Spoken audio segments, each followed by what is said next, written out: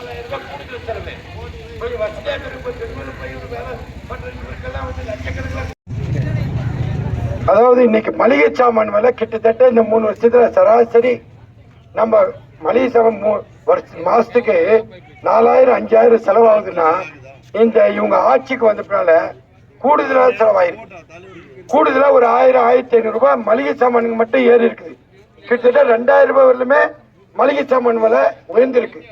அது போக மின்சார கட்டணம் ஒண்ணுக்கு 3 மடங்கா ஏறி போச்சு. மின்சார கட்டணத்துல கிட்டத்தட்ட 1000 1500 ரூபாய் கூடுதல் ஆகி போச்சு. இது ஒரு 2000, அது ஒரு 1500 3000. பால் விலை ஏறிக்குது, பஸ் விலை ஏறிக்குது, வீட்டு வரி ஏறிக்குது, சொத்து வரி ஏறி போச்சு. இப்படி எல்லாமே விலை உயர்ந்து போச்சு. பத்திரப்பதிவு கட்டணத்தை உயர்த்திருக்காங்க. எல்லாம் இப்படி விலைவாசி உயர்த்திருக்காங்க. கேஸ் சிலிண்டர் விலை தேர்தல் நடத்த சொன்னாங்க, நாங்க கட்டுப்படுத்துவோம், சிலிண்டர் விலையை கட்டுப்படுத்துவோம், விலையை குறைப்போம் சொன்னாங்க. 100 ரூபாய் மானியம் கூட சொன்னாங்க. கட்டுப்படுத்த முடியல.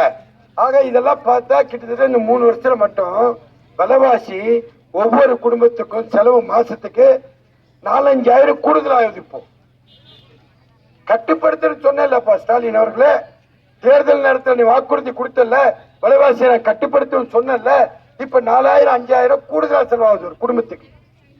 சரி, நீ கூடுதலா செலவு பண்ண, எங்க கிட்ட நம்ம தாய்மான் கிட்ட நம்ம குடும்பத்தில கூடுதலா வாங்கி இன்னைக்கு 1000 ரூபாய் கொடுக்குறேன்னு சொல்றேன்.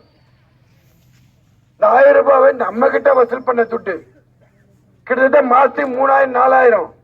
இது போக இந்த டாஸ்மாக் கடையில 70 ரூபாய் 80 ரூபாய் வித்த அந்த கோட்டை பாட்டில் இன்னைக்கு 150 ரூபாய். அப்ப எவ்வளவு வருமானம், எவ்வளவு இழப்பு. ஒரு குடும்பத்துல ஒருத்தர் இன்னைக்கு டாஸ்மாக் கடையில பயன்படுத்தக்கூடிய அந்த சாராயத்தை அவங்க மாசத்துக்கு 1000 ரூபாய் ஆகுதுன்னா அவங்களுக்கு 2000 ரூபாய். ஆக இப்படி விலைவாசி எவ்வளவு உயர்ந்திருக்குது. அனைத்து வாக்குகளும் அமைச்சர் வீரமணி வரலாற்று நாயகனை பெற்றடைகின்ற வாக்கு என்பதை மனதில் வைத்துக் கொள்ள வேண்டும். அந்த பாருங்கள்.